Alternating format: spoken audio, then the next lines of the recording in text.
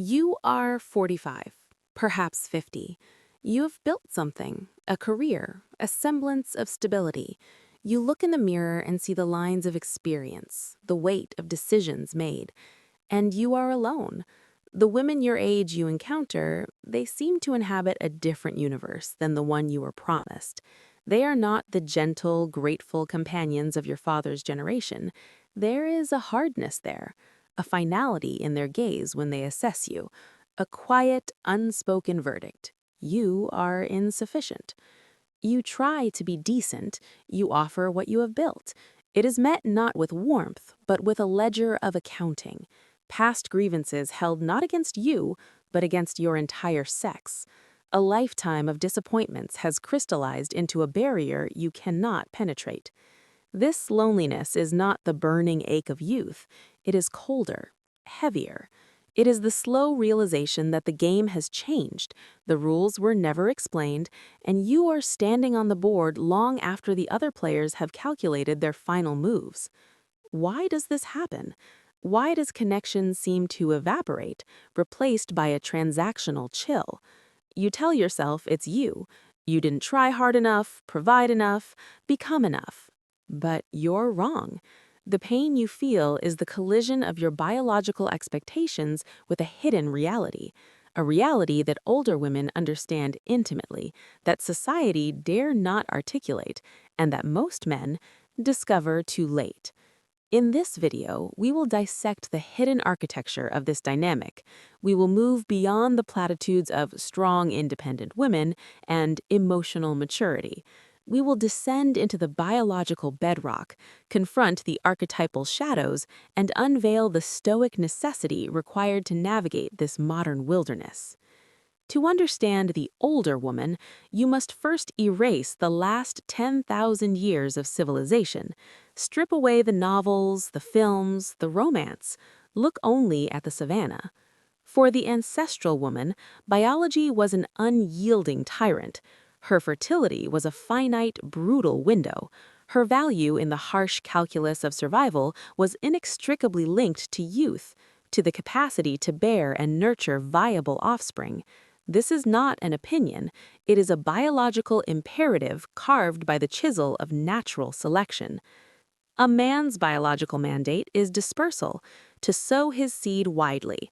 His value accrued over time, through strength, resource accumulation, status, the patriarch.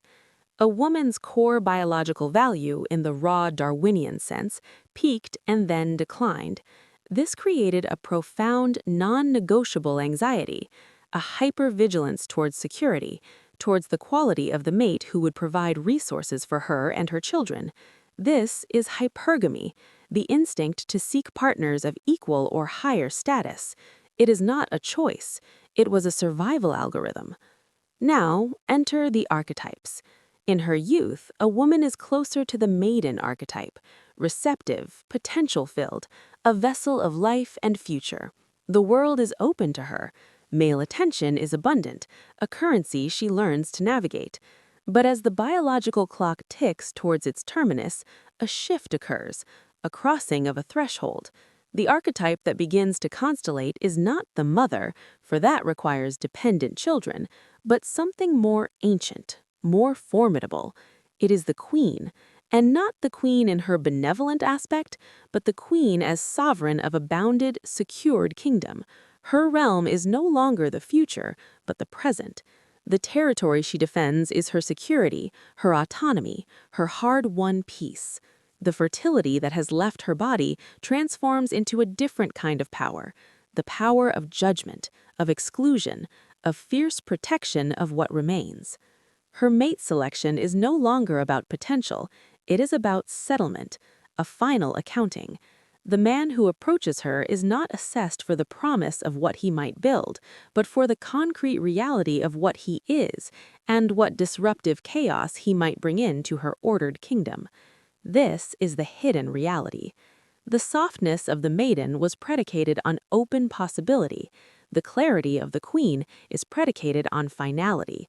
What you perceive as hardness, as transactional assessment, is the embodiment of an ancient biological program reaching its logical, defensive conclusion. The romance is dead because its biological purpose has expired. You are not standing before a woman hoping to build a future. You are standing before a sovereign, presenting your credentials to be allowed into a citadel that has already been built, often at great cost. And most men, bred on the fairy tales of the maiden's receptivity, bring flowers to a gate that requires a treaty. They find out too late. So we arrive at the heart of the modern sickness. The biological imperative has not been abolished. It has been disconnected from its context and weaponized by the modern world. The ancient programs are still running, but they are operating in a phantom limb of reality. The ancestral queen secured her kingdom, a hearth, a tribe, the safety of her lineage. Her judgment had immediate, tangible consequences in a small social world. The modern queen has been convinced her kingdom is infinite. Social media, the dating app, these are not tools. They are psychological hydroponics labs. They artificially sustain the illusion of the maiden's marketplace long past its natural closing time. They dangle before her a counterfeit of perpetual selection, a scrollable catalog of potential suitors, a highlight reel of lifestyles, creating a phantom hypergamy that points ever upward, into the clouds. Why settle for the man before you when a potential king, or at least his meticulously crafted avatar, might be one swipe away? This is the dark psychology of the platform. It exploits the residual anxiety of the closing biological window and transforms it into a different addiction, the addiction to option potential. It fosters a state of perpetual, low-grade grievance. The algorithm is a trickster god, whispering, "You deserve more. You are owed a fantasy. This man, in his flawed, mortal reality, is a compromise." Worse, the modern condition has given her a new, corrosive narrative language. The legitimate, ancient pain of navigating a world of physical vulnerability and biological constraint has been translated into the sterile, bureaucratic lexicon of ideological grievance. Her natural archetypal defense of her realm is now expressed as a political stance. The queen's discernment is now performed as ideology. This creates an impossible situation for a man. You are no longer being assessed as an individual provider, potential mate. You are being audited as a political entity. You are a representative of the patriarchy, a walking symbol of historical grievance. Your every word is filtered through this lens. Your offer of protection is seen as condescension. Your strength is framed as oppression. Your logical framework is toxic. This is the trap. The biological reality of the queen, sovereign, discerning, protective, has been hijacked. It has been merged with a modern, corporate, social media-driven ideology that pathologizes natural masculine virtues and sells a fantasy of autonomy without sacrifice. So the older woman you encounter is often caught in a schism she doesn't fully perceive. Her shadow self, the part that deeply, biologically craves the security, meaning, and resonant partnership a capable, integrated man can provide, is at war with her modern, socially conditioned persona that tells her such a desire is a betrayal of her independence. So she seeks a phantom, a man who has the traditional strength and resourcefulness of the patriarch, but who will perform the subservient deference to her ideology. A man who is a king in his external domain, but a courtier in hers. This is a recipe for perpetual disappointment, for resentment, for that chilling, transactional silence you feel. She is not victorious in this. She is isolated in her citadel, having been sold the lie that the drawbridge itself is a symbol of her oppression. The tragedy is mutual. So here is the dark truth stripped of its illusions. The older woman is not a failed version of her younger self. She is the completion of an ancient biological and psychic sequence. The maiden must die so the queen can reign. The receptivity to the world hardens into the governance of a domain. The fertility of the body transforms into the finality of judgment. The modern world has poisoned this natural archetypal transition. It has fed her a fantasy of endless youth and a rhetoric of grievance that leaves her sovereign of a kingdom of one, isolated, defended, and paradoxically powerless. She has been taught that the natural longing for a complementary partnership, for the king to her queen, is a form of weakness. So she remains suspended, judging applicants for a throne that sits empty beside her. And you, the man who arrives later, you are not meeting a woman. You are encountering a system of defenses built over a lifetime. You are being tested not for who you are, but for the chaos you might carry. You are being measured against a phantom army of digital suitors and an ideological checklist designed to be failed. Most men discover this too late because they are still operating from the old script. They bring the eagerness of the youthful prospector to a territory that has already been mapped and fortified. They offer potential where only proof is accepted. They seek a collaboration where only a treaty will suffice. This is the red pill of this dynamic. It is not personal, it is structural, it is archetypal. Her hardness is not about your insufficiency, it is about her biological and psychological history. Your loneliness is the price of your own earlier ignorance, of believing the fairy tales over the fossil record. So what is to be done? How does one navigate this frozen landscape? You must adopt a Stoic lens. First, perception. See the reality for what it is. Do not see a bitter woman. See a queen in her citadel. Do not beg for entry. Present your credentials, your hard-won sovereignty, with calm assurance. You are not a supplicant. You are an ambassador from your own earned kingdom. Second, action. Your focus must shift irrevocably inward. Your value, your purpose, your kingdom, your career, your health, your intellectual and spiritual development, these must be built to such a degree that they are unassailable. You do not build to attract her. You build because it is a masculine imperative. The byproduct of this is an aura of genuine, non-needy capability. This is the only thing that can resonate with the queen's deep, often buried longing for her equal. Third, will. You must have the courage to walk away, not in resentment, but in clarity. If the treaty cannot be struck on terms of mutual respect and reality, if you are required to dismantle your own throne to be allowed as a courtier in hers, then you must turn, without fanfare, and return to your own domain. A true queen can recognize a king. If she cannot or will not, that is a reflection of her realm, not your worth. The goal is not to win her. The goal is to become so grounded in your own purpose that you are immune to the chilling transaction. You become the rock against which the cold sea of modern absurdity breaks. In the end, you may still find yourself alone, but it will be a solitude of integrity, not of confusion. You will have traded the desperate loneliness of the latecomer for the voluntary solitude of the sovereign, and that is the final, hard wisdom.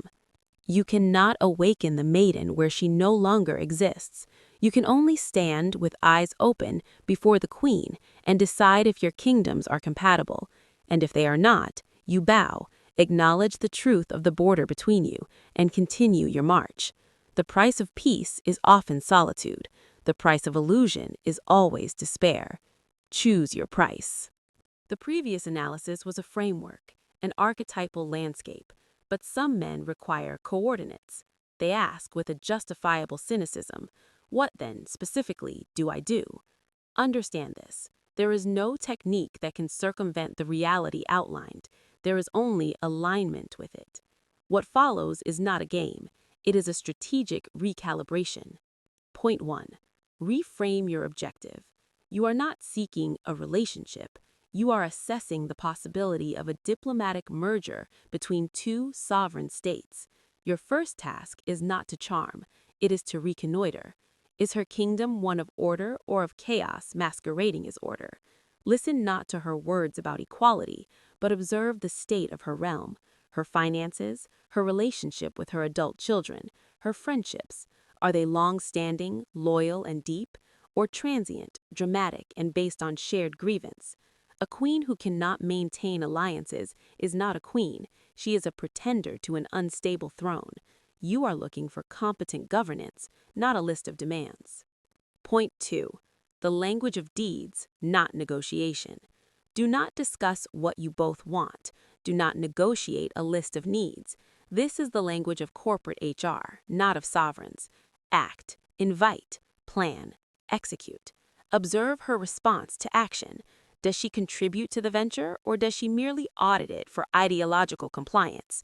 When you lead, to a restaurant, on a trip, in a conversation, does she follow with the ease of a trusted ally, or does she immediately seize the reins to correct your course? The former suggests a capacity for partnership. The latter reveals a need for domination, born from a deep, unspoken terror of chaos. You cannot negotiate with terror. You can only demonstrate through unshakable competence that you are not its source. Point 3. The litmus test of reality. Modern discourse is a hall of mirrors. You must introduce an unbreakable material reality. The simplest method, a shared, difficult project. Not a vacation, a project. Building something, restoring something, organizing a complex event. The pressure of reality will reveal the underlying architecture of her character in days, what years of conversation might obscure. Does she become pragmatic, resourceful, and resilient, or does she dissolve into blame, withdrawal, or hysterical accusation? The project is the crucible. It burns away the persona. What remains is the truth, except no other testimony. Point 4. The final, non-negotiable filter. You must ask and observe the answer to one core question. Does she genuinely like men? Not desire, not use, like. Observe her speech. Is her father, her brother, her male friends spoken of with a foundational respect, even amidst frustration, or are they caricatures, villains, or disappointments? A woman who holds a secret contempt for masculinity, for its directness, its hierarchy, its stubborn focus on things rather than feelings, will forever weaponize that contempt against you. She will pathologize your natural instincts. No amount of your provision or protection will ever redeem you in the court of her hidden prejudice. This filter is absolute. If she does not like men, she cannot like you. She can only, at best, temporarily approve of your utility. Conclusion of the appendix. These are not tricks. They are methods of radical discernment. They will not help you get the woman lost in the modern trap. They will help you identify with ruthless efficiency the woman who has transcended it, the rare queen whose kingdom is ordered, whose sovereignty is secure enough to welcome an ally, and whose heart, against all modern odds, still respects the ancient dialectic between masculine and feminine. She exists, but finding her requires you first to stop seeking in the haunted house of modern romance, and instead to stand, clearly, as a beacon from a shore built on rock. Search for her not with need, but with the quiet, devastating power of unshakable choice. You are the judge now. Act like it.